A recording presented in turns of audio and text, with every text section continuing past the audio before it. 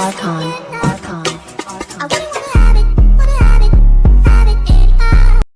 The challenges in this video should not be replicated, as some of them are dangerous, and I want to stress the fact that I do not condone any of these activities. I am purely providing insight and context for some of these ridiculous internet stunts. In the early 2010s, the Cinnamon Challenge took the internet by storm. The Cinnamon Challenge is described as a viral internet food challenge where participants film themselves eating a spoonful of cinnamon. And if you haven't been living under a rock, you've probably seen videos like this. I don't know how much you're supposed to take. So. That's a lot of cinnamon, bro. Oh my, that's damn near a whole cinnamon tree. It comes from a tree, right guys?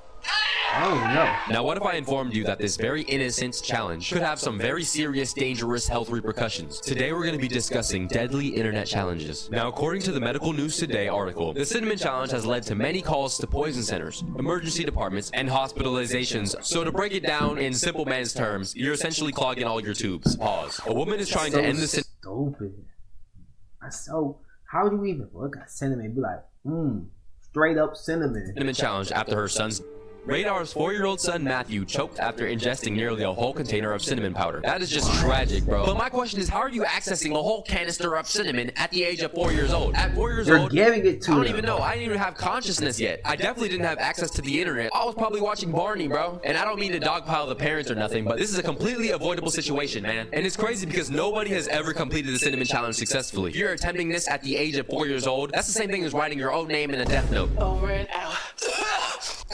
Next up, the NyQuil Chicken Challenge. Now, I believe this is a relatively newer trend compared to something like the Cinnamon Challenge from back in the day. But the NyQuil Chicken Challenge is exactly as advertised. Take a look. They are literally seasoning their chicken with some goddamn NyQuil. And can we zoom into this guy's hand? Why are you blurring it out? Like a brother to me. Somebody of the African American community is using some Old Bay and some Lawry's and calling it a day. Y'all gotta take a seasoning class or something, bro. This is not how you marinate it, bro. I mean, look, bro. Does this look appetizing to you? I'm sorry, I'm not cooking my chicken in a shield potion from Fortnite. The FDA issues a warning as reckless teens try outrageous sleepy recipe. And it got so bad that the United States Federal Drug Administration, or the FDA, issued a warning against the TikTok challenge. Don't do the NyQuil Chicken Challenge. I'm just trying to spread light on some dangerous things. I could be saving a life right now, who knows? The NyQuil Chicken Challenge just has to be one of the craziest struggle meals of all time.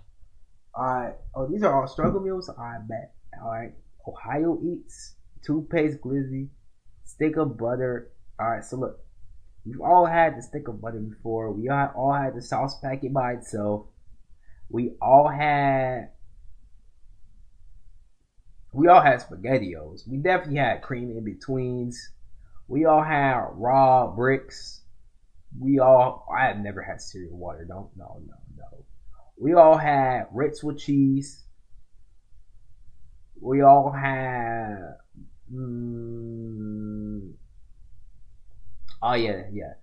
custom ice. We definitely had custom ice. We had a slice of bread, cough drops, and then sleeping through the pain. Yep. Those are 10 of the struggle meals I had. And hey, I was struggling. I was making hood hot dogs with regular wheat bread, or the hood churro where you roll up a piece of bread in some cinnamon and butter. Hell, I've even ate my cereal with water before. And You're just nasty.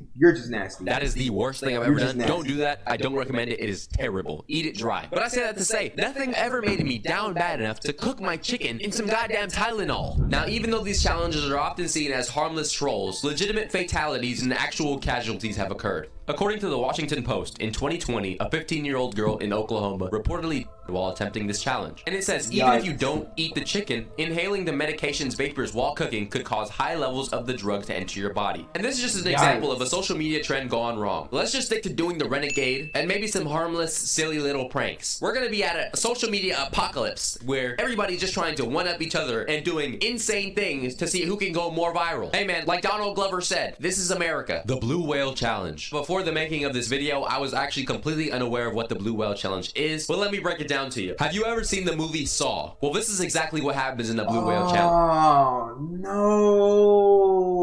no. The Blue Whale Challenge was an online game that spanned for 50 days. Every day, you were sent a different task to do until day 50. Bro, this was diabolical, bro. If you know, you which ultimately leads up to you getting wasted in GTA. Obviously, guys, don't do this. Now, day one, the tasks will start out innocently, and slowly it will become more violent and gruesome as time goes on. Now, I have a screenshot of some of the directions from the game that I cannot show on YouTube. I'm gonna try to read some of the light-hearted ones. One of the directions says, wake up at 4:20 a.m. and watch psychedelic and scary videos. Another direction says, draw a whale on a sheet of paper and send a photo to the curator. Day number 9, you must overcome your fear. Day 18, go to a bridge and look off the balcony. Day 22, go to a roof and sit on the edge. Day 24, a secret task will be upon you. Day 28, don't talk to anyone all day. According to the BBC News, pause, hundreds of were reported to be linked to this so-called game. Now, as I mentioned before, on day 50, the game asks you to write your own name in the death note. It was estimated that 130 might have done it. Now, like all games, there is always a developer. Russian psychology student named Philip Budekin claimed he created this game and was convicted in 2017 in Serbia for his role in multiple different deaths. Philip originally claimed innocence and stated he was just trying to have fun, but eventually pled guilty in 2016. Since then, in June 2017, a man named Ilya Sidorov was arrested in Moscow and was also accused of setting up a blue whale group to encourage to do the— You said what? They need to get the twist redid. Oh, you talking about bro? You think bro needs to get his twist redid? Let me go look at it.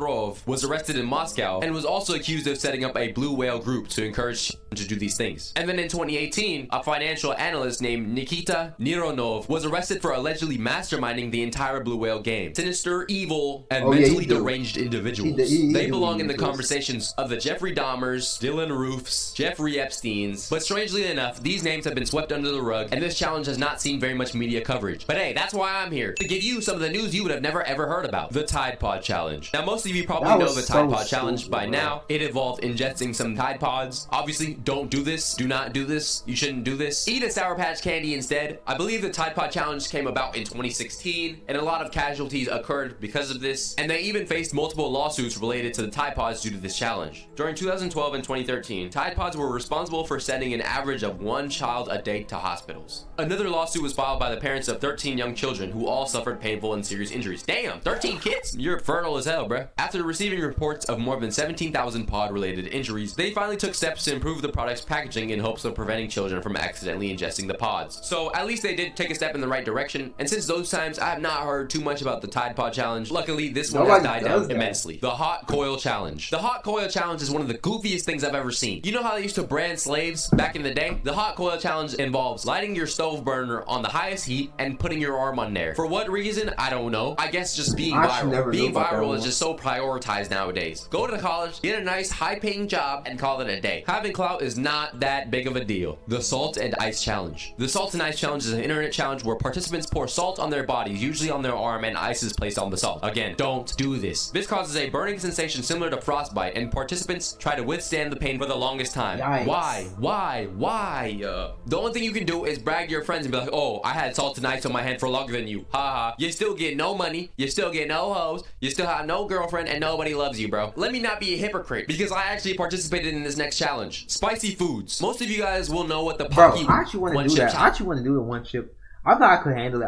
I have a very high spice tolerance, so I could definitely or even the world's hottest gummy bear. Well, guess what? I've done both of them. Now, my excuse was that it was a stream incentive, and I had to do it as a challenge for entertainment of the viewers. That's the same reason why everybody else is doing what they did. But yeah, bro, I say this to say, don't do those things. The one chip challenge is bad, but the world's hottest gummy bear is even worse. I was damn near hospitalized because of that thing, bro. And I be eating spicy food. I get my pad thai noodles on maximum heat, and extra wasabi is a mandatory thing when it comes to my fried rice. After eating this, I immediately had to go to the local grocery store and get some damn Tums. And let's just say my food exit cavity was writhing in pain for the next 3.5 business days. This stuff is not meant for human consumption. I'll tell you that right now. This is the type of stuff that Rick Ross would put in her champagne and she wouldn't even know it. If you want to take somebody out, don't use chloroform. Just give them the Pocky One Chip Challenge and watch them suffer. The Condom Challenge. Now, there were multiple different condom challenges throughout my time period. The two that I'm talking about involve putting a water-filled condom on your head, and the other one was putting a condom through your nose and letting it come out of your mouth. Two things, both kind of zesty. They're both actually different forms of choking hazards. According to this article I found, this condom challenge hasn't elicited any deaths, thankfully, but it is very dangerous. Now, another article that I found was from a doctor warning about the dangers of snorting a condom. That just doesn't sound like a real sentence. What are you doing with your life, bro? Dr. Daniel McCrimson says that it could bypass the throat and lodge into your trachea. Never-ending trends are putting children at risk. Why would you want to take a risk that was that unpredictable? Get a job, find a hobby, go play some sports or something, bro. You have better things to do. Most of my childhood challenges involve shooting a half-court shot until you make it, learning how to juggle, and seeing who could stare into each other's eyes for as long as possible without blinking. Gen Z cooked themselves and are paving a way for Generation Alpha to do even worse. In conclusion, if you're gonna do a social media challenge, make sure it doesn't influence any of the younger generation to do some harmful activities. Us as internet users need to do a better job. I ain't gonna lie.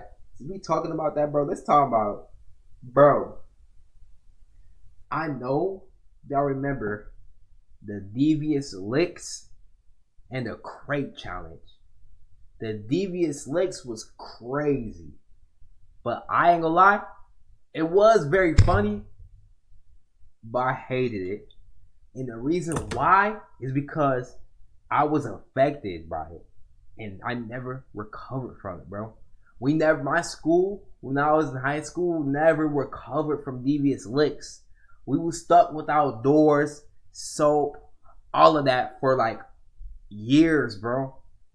It happened like sophomore, junior year, all the way to when I graduated. They still didn't recover. I don't know now, but back when I was in high school, they did not recover from it, bro. Like, I dead used to think it was funny till it started happening to me, bro, and I never recovered from it. It was so crazy, but it was funny though.